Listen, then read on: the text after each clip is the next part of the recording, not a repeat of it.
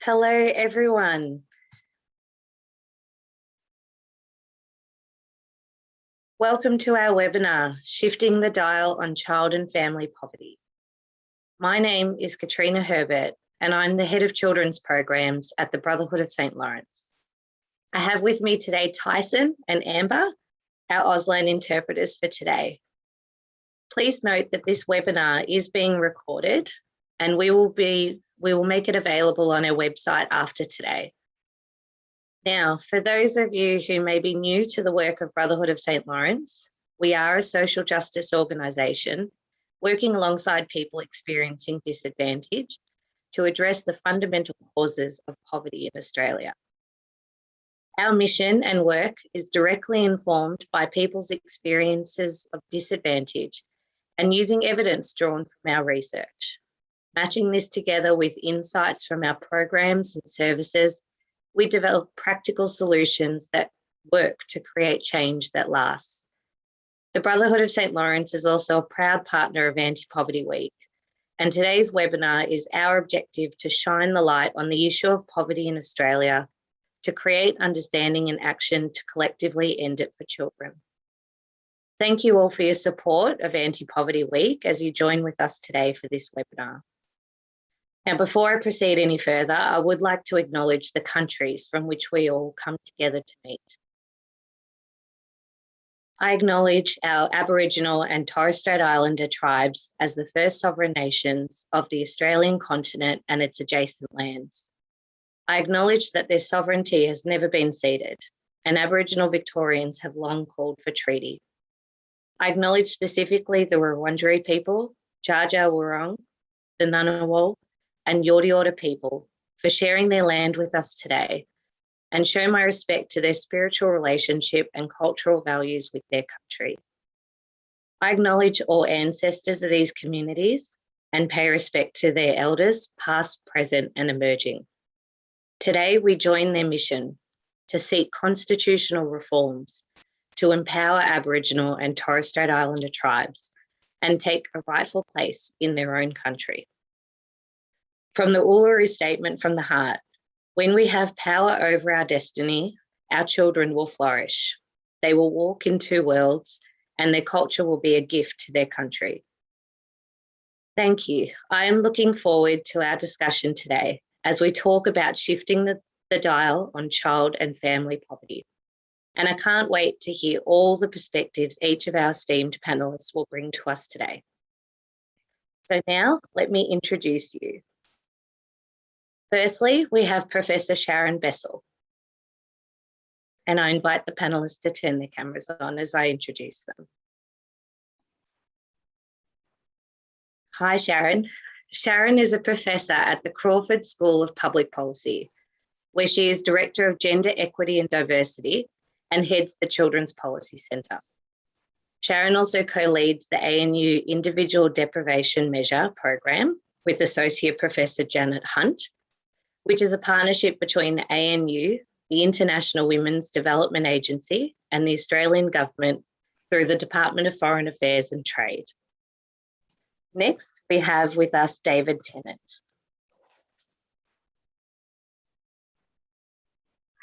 Welcome, David. David commenced his appointment as CEO of Family Care in May 2010. Family Care commenced in Shepparton in 1982. With a background in law, David has worked in the community sector since 1995. Now let me introduce Professor Sharon Goldfeld. Hi, Sharon, welcome. Professor Sharon Goldfeld is a paediatrician, public health physician, theme director, population health and co-group leader of policy and equity at the Murdoch Children's Research Institute and director of the Centre for Community Child Health at the Royal Children's Hospital in Melbourne. And finally, we have Professor Shelly Mallett. Shelly Mallett is a professorial fellow in social policy in the School of Social and Political Sciences at the University of Melbourne and is also Director of Research Policy Centre here at Brotherhood of St. Laurence. Shelly's career has been diverse, spanning service delivery, service development and training, as well as academic research and teaching. Hi, Shelly. I express our thanks to each of our panelists for joining us today. Now, for everyone who's dialed in today, if you do have questions during the event for our panelists, please use the Q&A button available at the bottom of your Zoom screen. We have a lot of people dialed in today, so we may not be able to answer everyone's questions, but we will definitely do our best to try and get to as many as possible. The chat feature is also on, so we encourage everyone to use that chat as much as possible and join in the conversation. And if you are here tweeting as well, we encourage you to do so. Please use the hashtag shift the dial, and please use our tag at Brotherhood Info. Now, I know we're going to have a great session as we explore the topic of how to shift the dial on child and family poverty. But before I ask each of our panelists to share their thoughts, let me first set the scene with a few key facts. 1 in 6 Australian children aged 0 to 14 years lived in poverty in 2017 to 2018. That's 774,000 children in poverty. At 17.7%, this percentage of children living in poverty is higher than the percentage of any other age group, including those aged 65 years and over. It also means not having enough to eat or not having enough healthy food. A 2016 study of more than 5,000 children aged 8 to 14 years found that of those that were materially deprived, they were frequently going to school or bed hungry.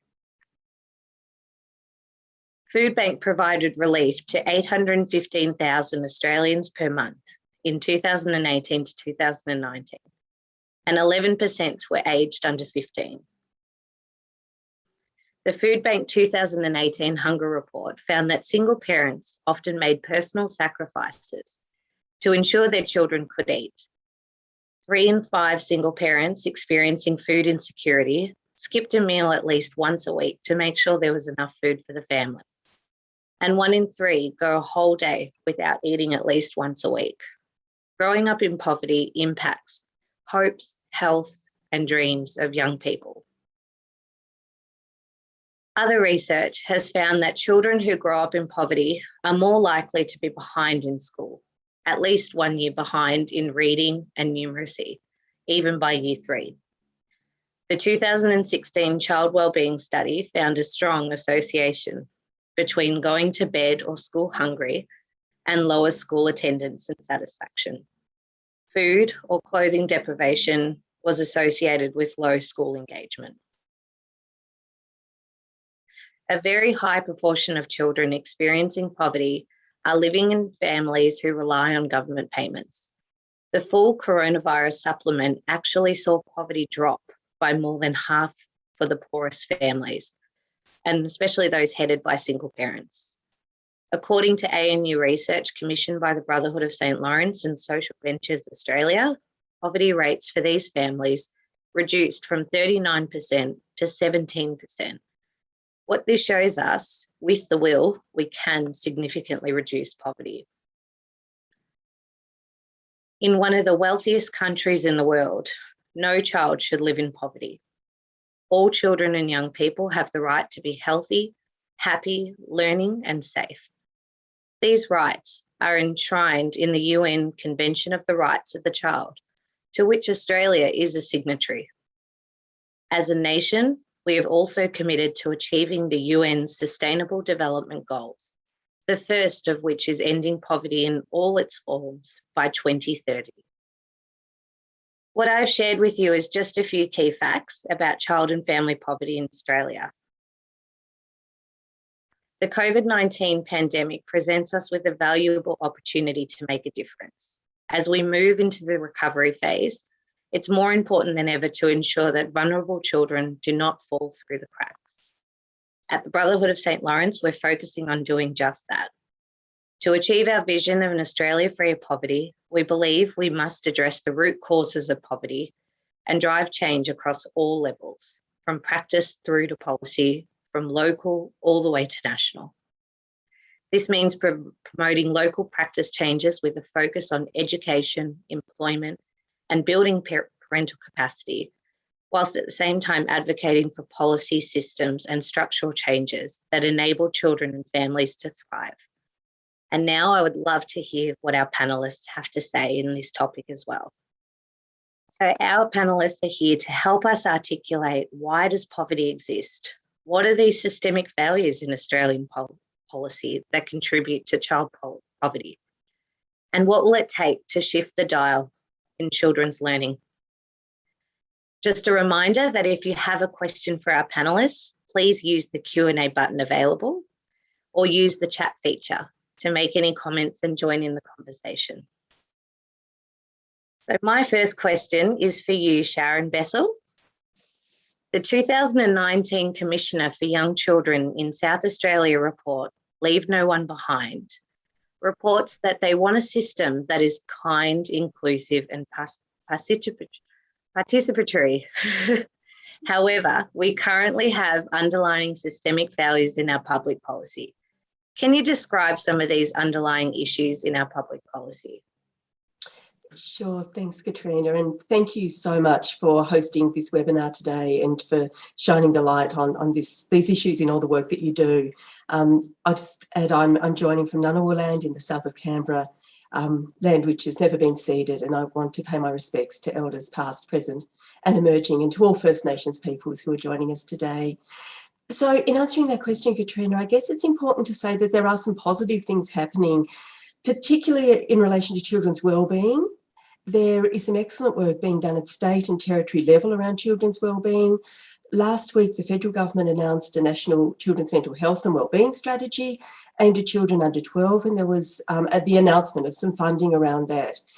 But as that fabulous introduction that you just gave demonstrated so powerfully, we have some very serious gaps in relation to child poverty. And addressing wellbeing is not sufficient to address the structural causes of poverty or the systems failures that Helen Connolly, the South Australian Commissioner for Children and Young People, identified in her 2019 report on poverty. And it's not sufficient to address the kinds of issues that we've identified in our research with children, which reflects the kinds of things that you just shared with us, Katrina. So some of the challenges. There is a disinclination on the part of governments of all persuasions to name the problem of child poverty and to directly address it. And until we name it, we can't adequately support children and we cannot get to those underlying causes and systems failures. More generally, I think policy in Australia is blind to children. It's certainly not child-centred or even child-inclusive. We recently did a small analysis, a child-centred analysis of the recent federal budget, and it was very hard to find where children appeared in significant ways in that budget at all. But all policies impact on children, and unless a policy is specifically designed for children, they're simply nowhere to be seen and they're missed. We fail to consider the ways in which policies from welfare to employment to healthcare and housing impacts on poverty and how those policies impact on children who are growing up in policy. And we're failing to reimagine those policies in ways that support and recognise children and their needs and their rights. A couple more small points that I would make that are fundamentally important. The first of those is that we have a very punitive welfare system in place in Australia that places extraordinary conditions and stresses on people who experience poverty. And indeed, our welfare system and the level of working age benefits create poverty. We have an out-of-home care system that is consistently failing children and often failing their families and carers. So in sum, we have failed to develop policies that are genuinely inclusive of children. We are not explicitly focusing on poverty and how it impacts on children and their families. And we pay insufficient attention to the value of care. And for children, care is absolutely central and it is essential. And we need to recognise that in all our policies. Thank you so much, Sharon, for such a rich response there, and really highlighting the fact that, you know, we have to name the problem, and policy design is a real contributor to hopefully alleviating poverty moving forward. My next question is for you, Sharon Goldfeld. Could you comment further on some of the systemic issues in our health and education systems, more specifically, that lead to these barriers and inequalities for children? Thanks so much. And like Sharon, I'd also just like to say thank you to the Brotherhood for inviting me here onto this panel today. I feel like I'm a little bit of an unusual suspect, but I think it's so important for all of us from different disciplines to come together and turn our mind to this really, really challenging issue. I'd also like to note that I'm on the land of the Dja Dja Wurrung people of the Kulin Nation, and to pay my respects to elders past, present and emerging, and in particular also to any First Nations people here with us today on the Zoom. I think we're on Zoom. I have to think what platform I'm on. So let me just follow up. I just want to reflect on a couple of things. So number one, despite best efforts by numerous people over the last 2 decades, it's really fascinating to me how little children have been central to our policy making in a really fundamental way in this country. And it's been really brought to bear, I think, during COVID. And actually, it's been very difficult to get children onto the COVID agenda at all, up until very recently when we were worried about children actually getting COVID. And I think that really is at the heart of what we're talking about today, which is not only can we get children onto the policy agenda, but which parts of the policy agenda and what's our kind of framing for that. So I think child poverty is one of those really useful frames, because it kind of forces us to stare the social determinants in the face and say, you know, actually there are these structural issues that get in the way. And we're going to talk about that a little bit more as well. So I won't say too much more about that. But in terms of the health and education systems, which are kind of downstream in some ways of these structural determinants, so one's always kind of grappling with how much should we focus on the structural determinants and how much do we focus on education and social care systems, I might say, as ways of ameliorating the impacts of child poverty. But to this kind of 2-generational approach, which I think we need to think about, is thinking about the parents of children and thinking about the children and then the parents they're going to be. So let's turn our minds back to pre-COVID, and we can have a longer conversation about COVID. And let's just, you know, that we didn't have equality nirvana before COVID. So COVID has definitely exposed in a really meaningful way the inequities in our society. But actually, we were pretty bad before that. So if I can give you an example, the Australian Early Development Census, which is a child development tool measured on each child as they start school every 3 years across the whole country. It's extraordinary to have this tool. And essentially, when you look at that, there are 3 times the difference between children living in the poorest areas compared to the richest areas. We've done now over 10 years of data collection on the AEDC, and we have not shifted the dial on those inequities. And that's despite best efforts. So they're hard to shift, but we need to name them. If you have a look at, Sharon quite rightly talked about the new National Children's Mental Health Strategy, which is fantastic, but just to also think about inequalities as well. So not just the whole burden of these really substantial issues for kids, but let's think of the inequalities that are playing out. So once again, if you have a look at the 2015 survey, the mental health of children and adolescents, 20% of, and these are mental health disorders in the poorest areas compared to 10% in the richest areas, so double.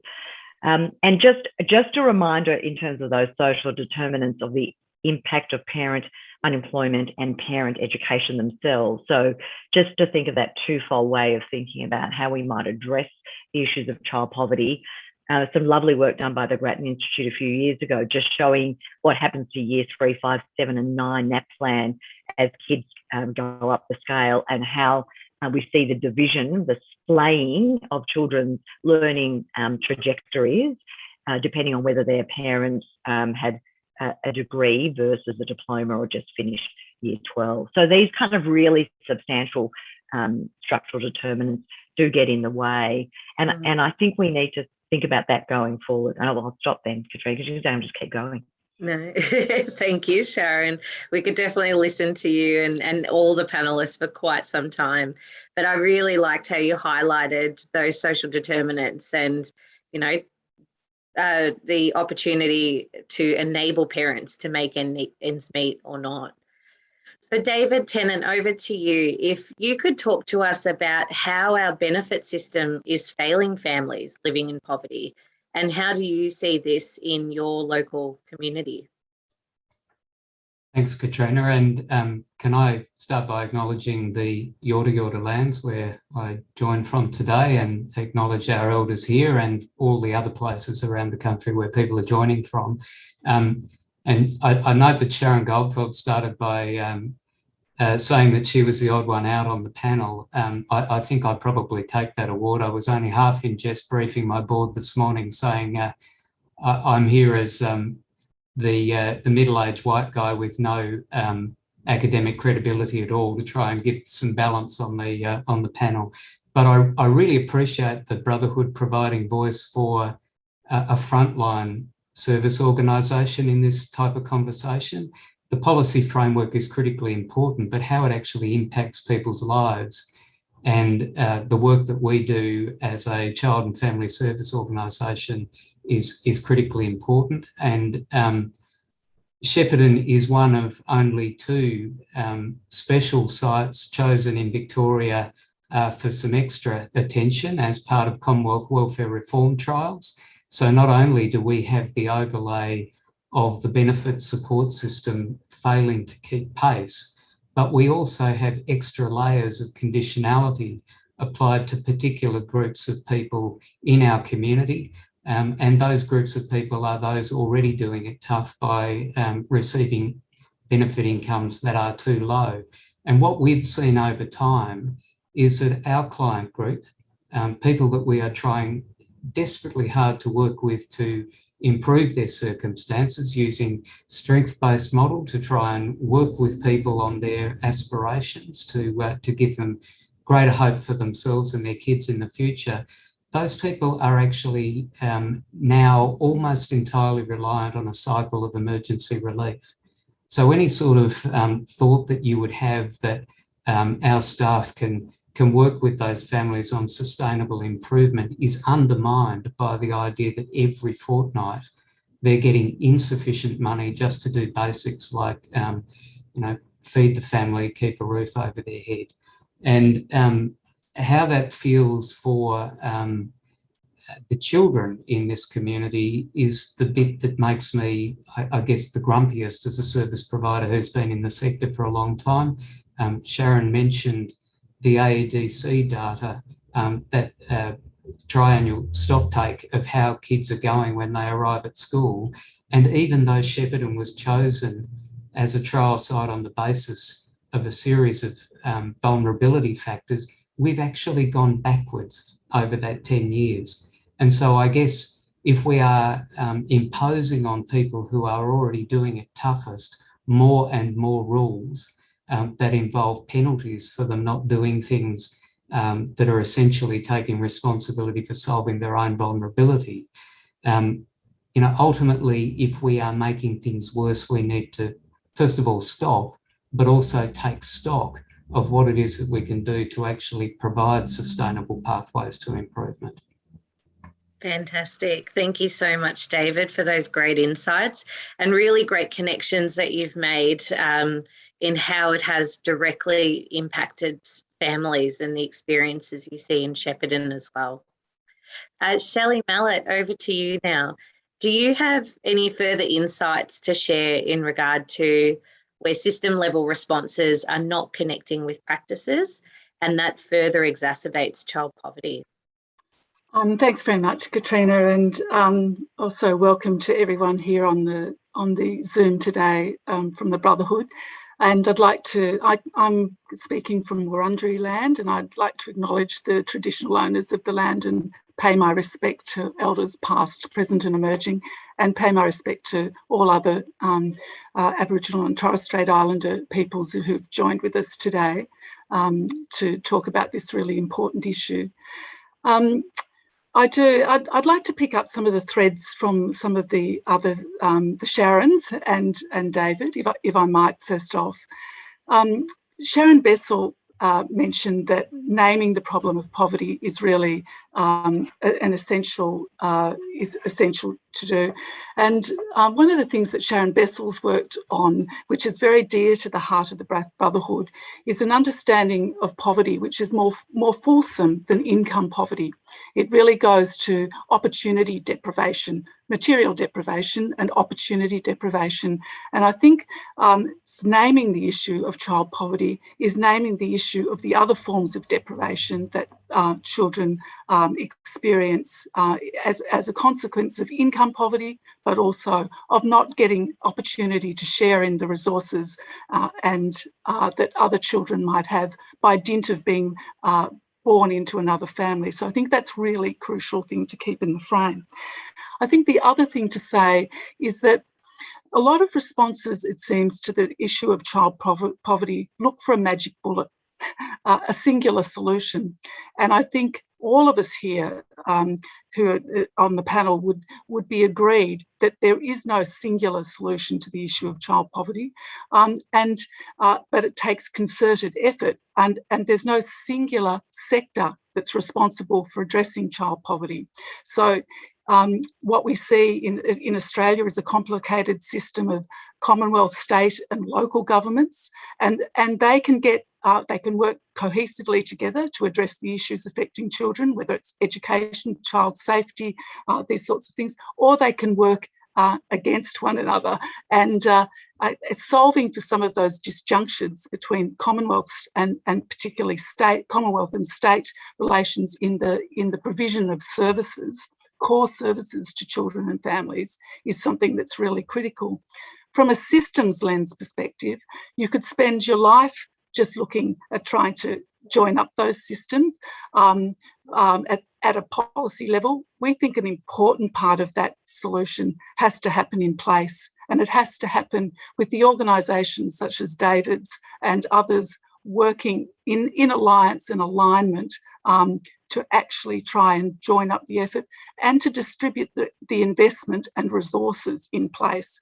Place is not the only solution to it in a system sense, but it's a critical place to start in trying to join things up together in a more fulsome way for children and families. So that they would be some sort of initial comments off the bat, and we can get into some more as we go along, Katrina. Wonderful. Thank you so much, Shelley. And again, some really thought-provoking things that you've raised there about some of those fundamental responses that should be taken up in our government system and policy. Now, back to you, Sharon Goldfeld. In a country that is as wealthy as Australia, what would your transformative vision be to alleviate child poverty? Well, let me start by saying what has already been said, that there is actually no silver bullet here. But I do want to, and so if we're looking for that kind of silver bullet, we're just going to sell ourselves short, and I think we're going to sell children short.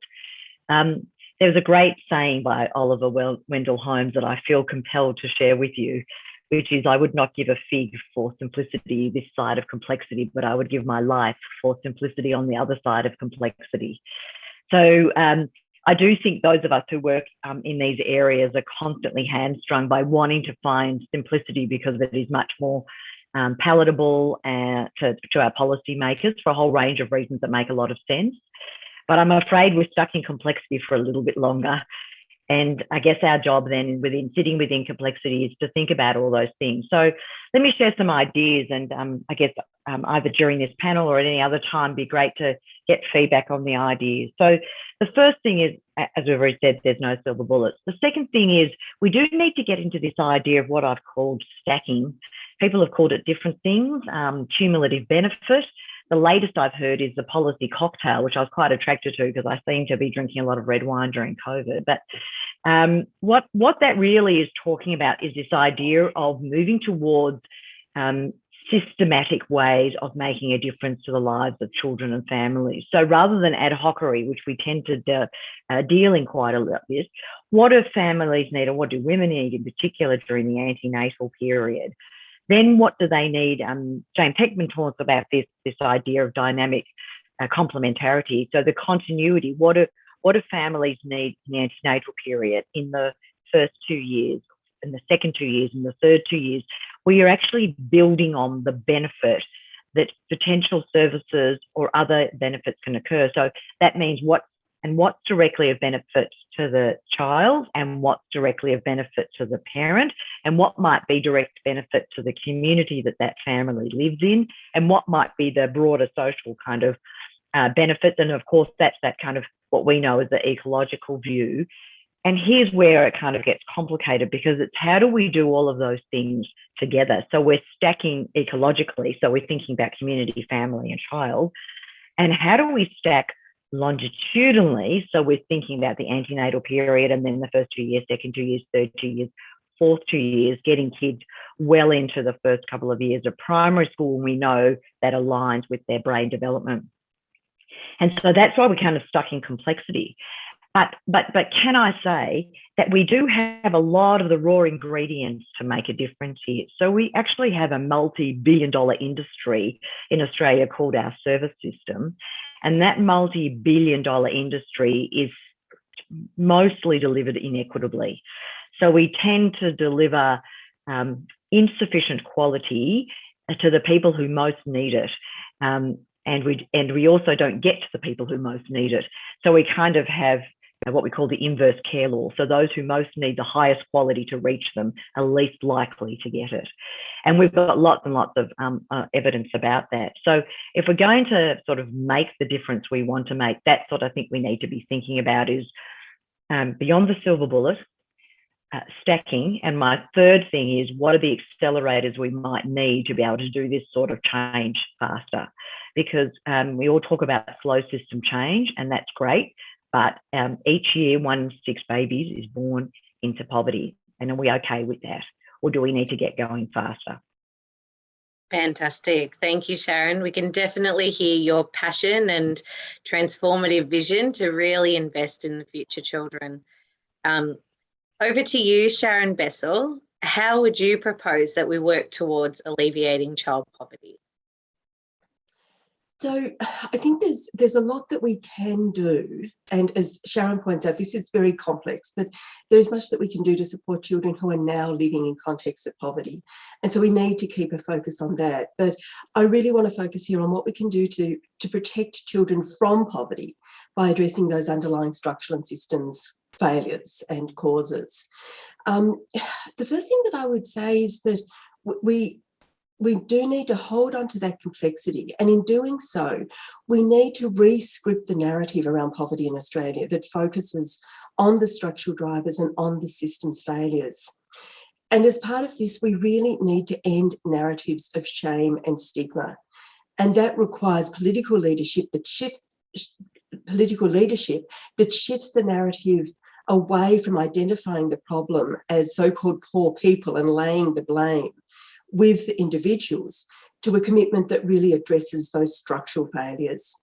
And I wanted to pick up here on the point that Sharon made about the AEDC data and other data that we have in Australia. We have such richness of data, but very often those data are presented as identifying where disadvantage is and where poverty is without actually using the data to say, what are the underlying drivers? And so what we're often doing, rather than using the data to inform different narratives and to inform different approaches, is to use the data to further stigmatise. So we really need to shift that, and we need to shift the way that the media reports every time data are released.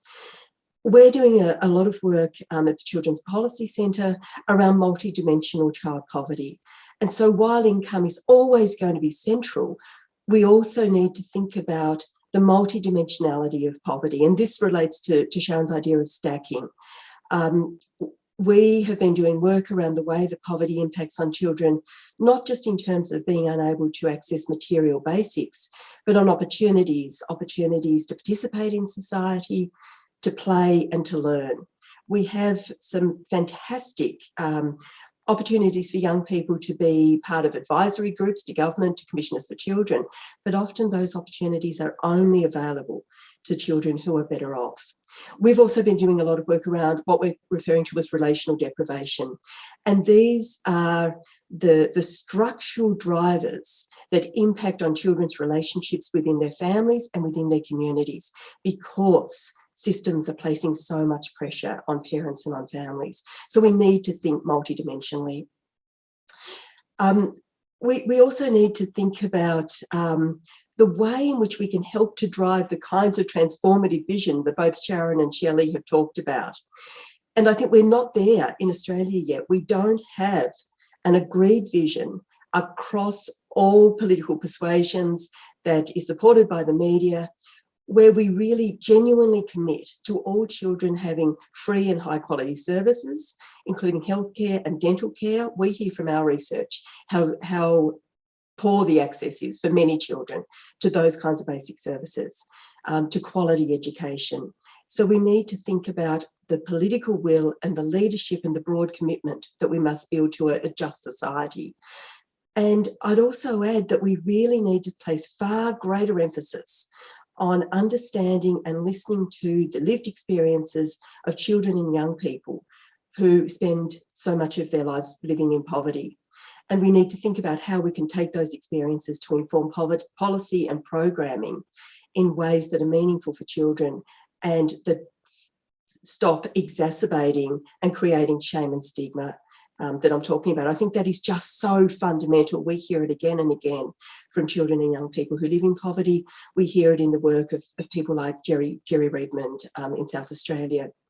And more specifically, I think we need child impact assessments of all policies with a focus on ensuring that multidimensional poverty is reduced and certainly not exacerbated through our policies and programs. And those impact assessments need to be child-centred. They need to draw on the data that we have in children's lived experience. And we need a commitment to creating policies that are genuinely child inclusive. And we're a very long way from that at the moment in Australia.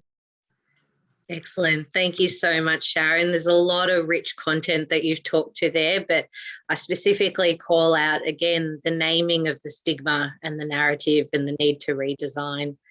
So thank you for sharing. Shelly Mallett, over to you. You've recently been involved in system architecture work that aims to mitigate those complexities and enable a more responsive system for children and families. Can you talk to some of those key changes and successes that you've seen?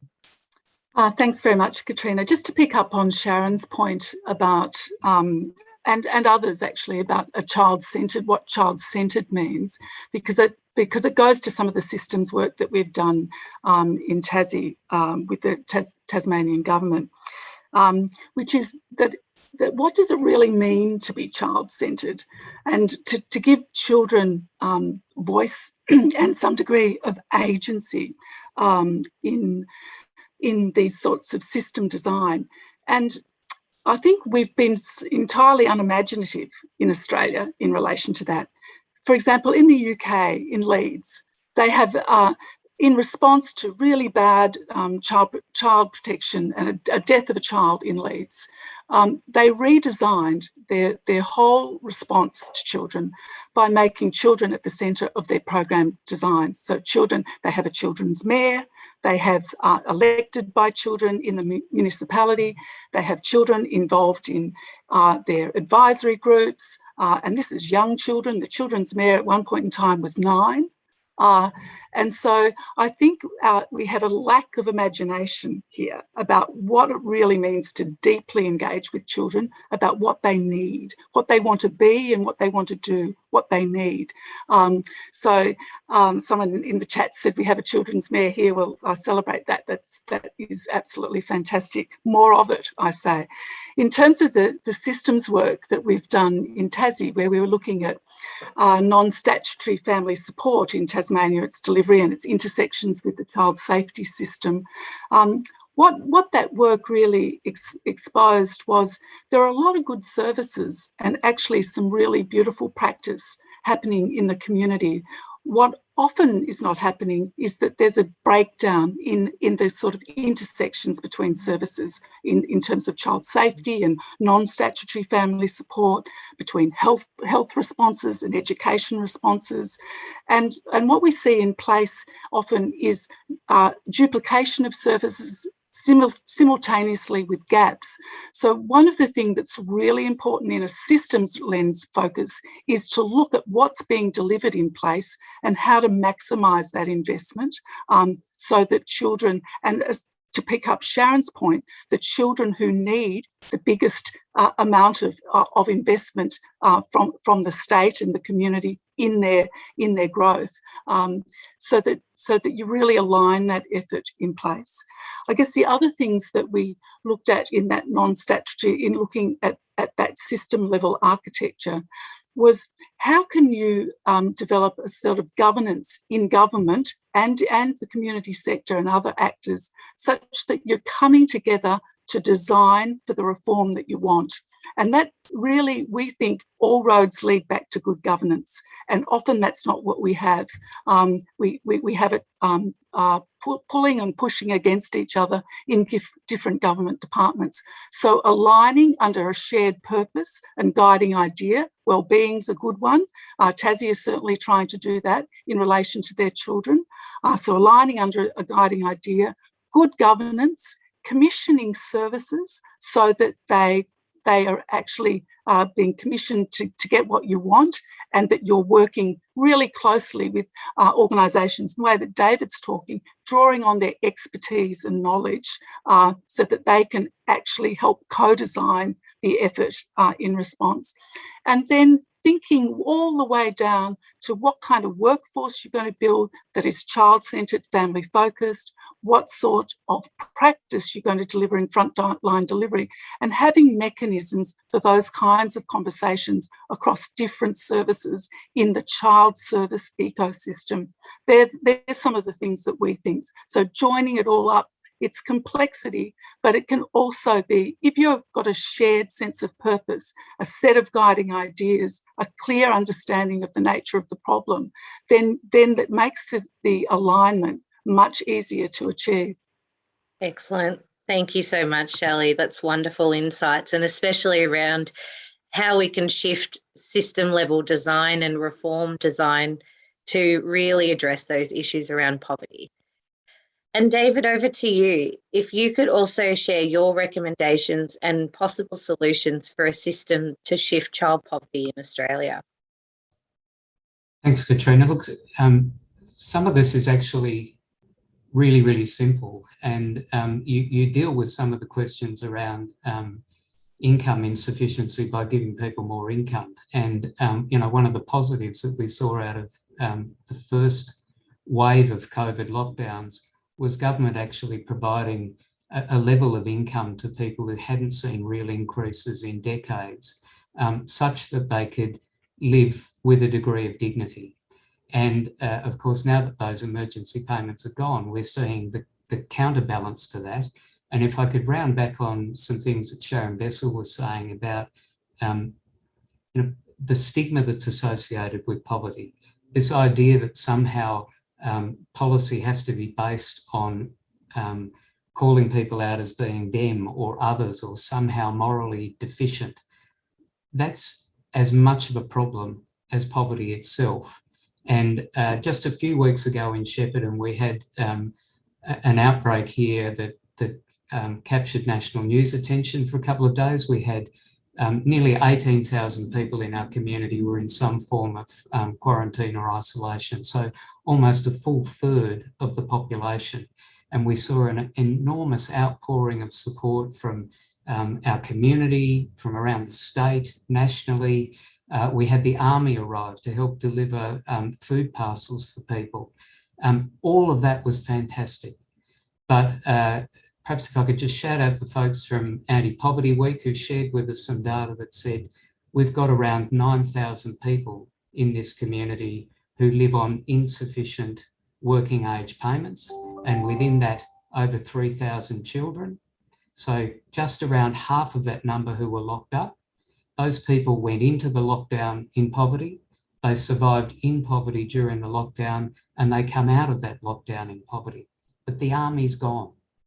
And so we need that same sense of community and caring as we get in moments of great emergency, for recognising that people who are living on insufficient income just need greater support than they get right now. They certainly don't need penalties from government, and you absolutely wouldn't apply a penalty to a single parent knowing that that penalty will be felt by the children in that household. Excellent. Thank you, David. Really great insights from you. Now, before we move on to questions, just one more reminder to everyone watching to please send them through the Q&A. And like I said, I'll try and get through as many as I can.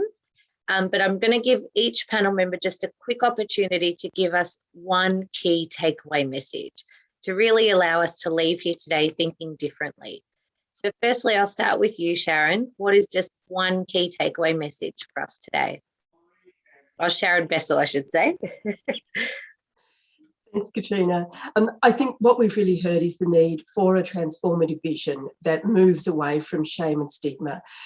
But I think my one key message is that we need to adopt child-centred impact assessments of all policies at state and territory and federal levels to ensure that we are not causing harm and exacerbating child poverty, and begin to move towards policies that are genuinely supportive of children and their families.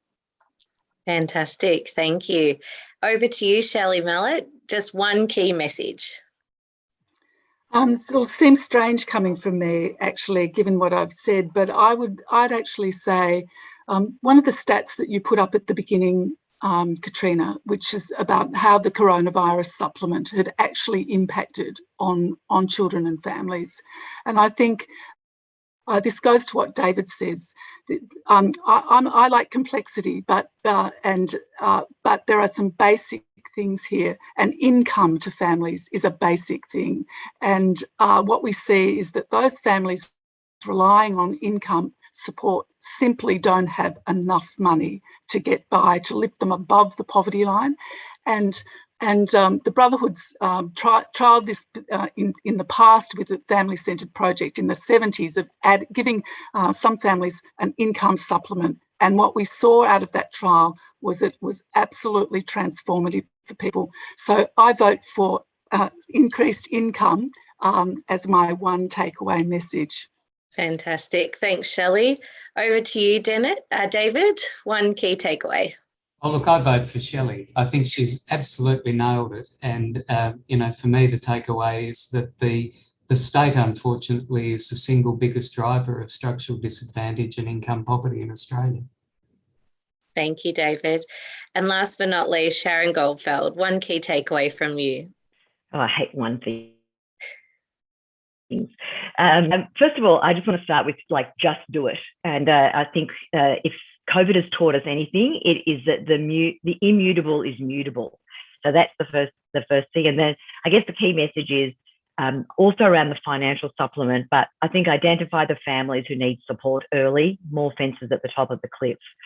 Provide financial support, but make it more inclusive. And the third thing would be to do the stacking. And that's this kind of idea of radical pragmatism, use what we have better. Fantastic. Now I'm going to move over to questions, and we've got a few questions in the Q&A. So the first one, Sharon Goldfeld, I'm going to pass this question on to you. Is there a federal children's advocate? Yes. So there's a National Children's Commissioner who is Anne Hollands, and has had a long history actually in the both in the social sector and in the family services sector. She used to head up Australian Institute for Family Studies. So yes, Anne Hollands is the National Children's Commissioner. If you ask me, is there a national children's person in the federal government? The answer is no. There is no address for children anywhere in the federal government. Yes. Thank you. This next question's open to anyone in the panel. Is our inability to name this issue a feature of our inability to name the broader issues of inequality that permeates our whole society? Any of our panelists want to take that question? Katrina, I'll have a crack at it. We work pretty closely with the child protection system, And all of us are focused on making sure that we minimise as much as we possibly can the abuse and neglect of children. We're in the process at the moment of doing our first annual compliance statement against the National Framework for Child Safe Organisations. In any other context, behaving as the Commonwealth does with withholding sufficient money to live from, threatening parents with the possibility that payments might be suspended would be called a form of financial abuse. Why can't we say that? And why can't we acknowledge that certainly for the children in those households, this is a form of abuse? Thank you, David. Did anyone else want to add to that question?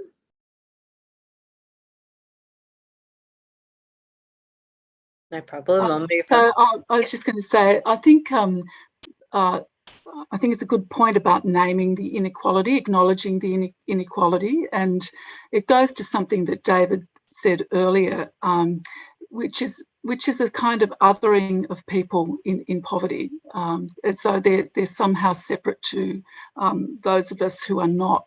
And it's not following that maxim, I am because we are. It's I am because I am. And I think we need to get to the point which basically says that if we give people equal or equitable access to opportunities to really shape what they want to be and do, then they are going to be able to advance a life that is a good life for them.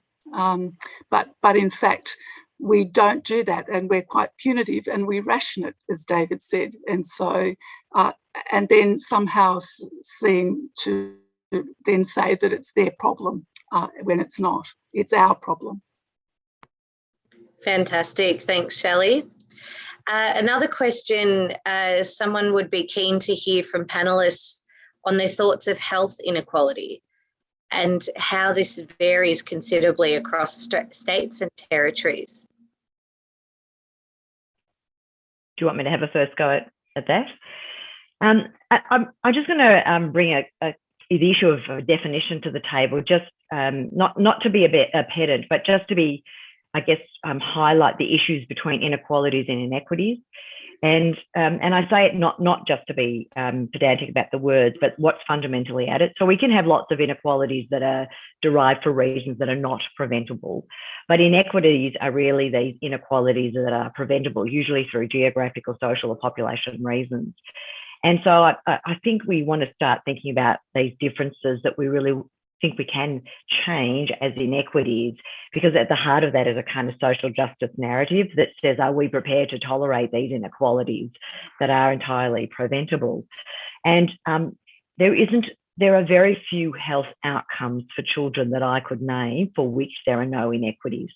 And pretty much if you flick through the Australian Institute of Health and Welfare headline indicators or any indicators on children, and you flick through, looking by CIFA, on any of them, they've all got inequalities. There's just two that don't. And there's really much for a lot longer conversations to why they are not. One is our 2-year immunisation rates, for which we have no inequities or inequalities, actually. And in fact, if anything, the populations that we normally talk about when we're talking about inequalities, such as Aboriginal and Torres Strait Islander children, actually have higher immunisation rates. And the other is 5-year survival rates for leukemia, for which there is no inequality either by geography, interestingly, or by CIFA. For a much longer conversation, but I can promise you that the moral outrage that would be there if we didn't provide the same treatment for children with cancer, doesn't matter where you live, doesn't matter who you are, does not apply itself to many of the conditions that actually make a difference for children, such as the neurodevelopmental problems or asthma or any of those really health conditions that we see in much larger proportions of the population. So if you're a low-income family somewhere in the middle of Australia, you will get the same treatment for your child's leukemia regardless. If you're that same family with children with learning difficulties or ADHD or any of those things, you will not get the same management of your problems. And therein lies the challenge. Thank you, Sharon. Appreciate it. Our next question is coming to us from New Zealand, and they flagged where things for children are also dire. So can the panel please comment on the rules for sole parents' access to adequate incomes, depending on age of youngest child? And is this child-centric policy?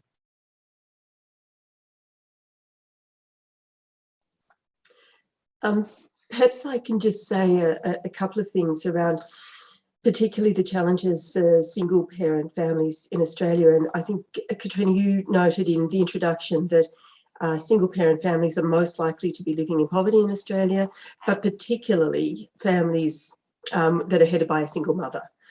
And this relates to a whole range of structural inequities around access to work, around the gender pay gap, and a whole range of issues.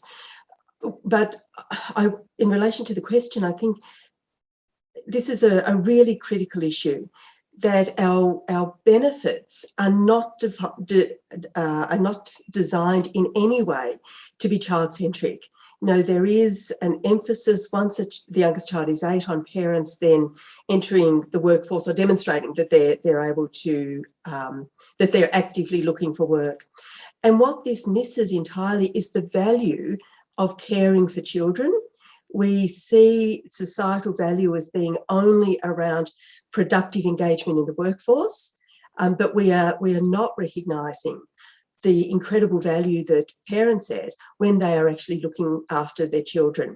Now, of course, we know that paid employment has a range of benefits for adults. We know that children living in families where adults are employed are less likely to be in poverty, but we really need to rethink the pressures that we place on parents to make choices between income and being present and available to care for their children. And at the moment, we're placing particularly single parents in impossible situations, having to choose and make those trade-offs. Thank you, Sharon. And we will make this the last question, and it is for you, Shelly. So 30 years ago, the BSL and others mounted a major national campaign to deal with child and family poverty, and the Hawke government made a good start. So Shelly, has anyone reviewed and assessed what might be learned from that experience for the future direction of shifting the dial? I can't say with great certainty that anyone's reviewed that actual campaign. As you know, it got caught up in a lot of political to and fro. Was the campaign the right thing to do? Yes, absolutely.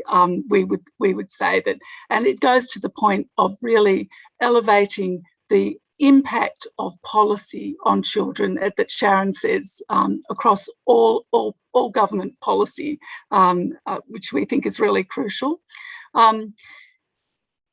We think that we could, successfully in this country follow New Zealand's lead, which is to really have a focus on child poverty, but also child capability and maximising the child development into the future. So we think that would be worth revisiting, actually. But I can't really say whether we've reviewed it to answer that question. Would we advocate for it? Absolutely, because we think our children and their children are the next generations coming forward, and we want to set them up positively for really good futures, not for impoverished futures. And we know that when you create the right conditions around children, as Sharon Goldfield was highlighted in the inequalities discussion in relation to leukemia versus other conditions, that if you create the right conditions, then all children have equitable access to the care and nurture to enable them to thrive. Thank you, Shelley. I wasn't sure, David, is there anything you wanted to add to that response? Other than to note that a lot of people have derided the idea that you make a commitment like there'll be no child living in poverty. 1987, and it was meant to be by 1990, it didn't happen. And lots of people have said, well, that's an expression of failure. Aspiring to do something that's fundamentally good that invests in our children is never failure. And it really is desperately time for us to do that again. Thank you so much. So thank you everyone, panelists, for everyone else joining today. This has been a wonderful, rich discussion. And I really want to leave with that key point. Children and family poverty is a policy choice and we can do something about it. So Anti-Poverty Week's key message is that poverty exists, poverty hurts us all. We can all do something about it. And indeed, I think today's discussion has shown what rich knowledge there is available to us. So now we're out of time, unfortunately, but please keep the conversation going by using our hashtag #ShiftTheDial. And to learn more about Brotherhood and get the recording of this webinar, it will be available on our BSL website. Thank you so much for joining us today. I really appreciate your time. Go well and stay safe. Thank you, everyone.